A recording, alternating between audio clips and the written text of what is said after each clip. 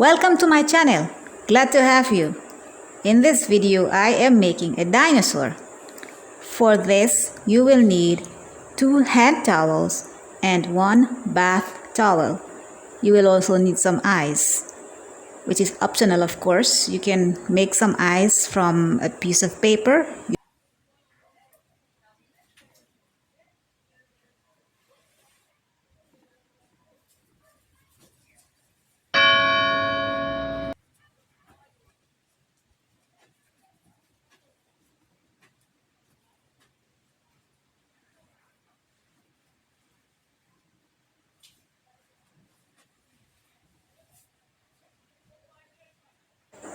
Pull out the tip of the towels from the rolls and hold 2 opposite sides together and pull.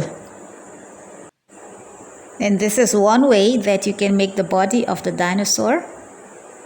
I will demonstrate the other way in another video.